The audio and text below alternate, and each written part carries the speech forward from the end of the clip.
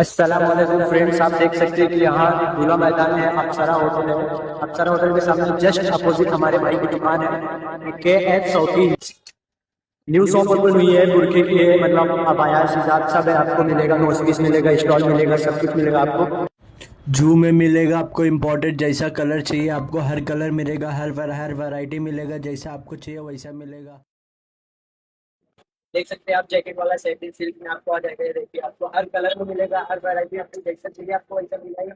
देख सकते हैं आप, ये देखो हर कलर में आपको मिल जाएगा। ब्लैक मिल जाएगा आपको, व्हाइट मिल जाएगा। ये देख सकते हैं आपको टिकटॉक फैब्रिक में मिलेगा, और अच्छा एकदम अच्छा मिलेगा। टिकटॉक फैब्रिक में हर कलर मिलेगा आपको, जैसा चाहिए वैसा। आप देख सकते हैं, आप नहीं दिख रहे आपको, सब इम्पोर्टेड है। और नोज पीस भी देख सकते हैं, आपको जो साइज में मांगते हैं वही साइज में नोज पीस भी आपको मिल जाएगा। ये देखो, आपको उससे ज्यादा वैरायटी मिलेगी। सब इम्पोर्टेड है, आपको सब इम्पोर्टेड मिलेगा। एक से एक वैरायटी मिलेगी आपको। हमारे न्यू शॉप को विजिट करिए। अस्सलाम वालेकुम।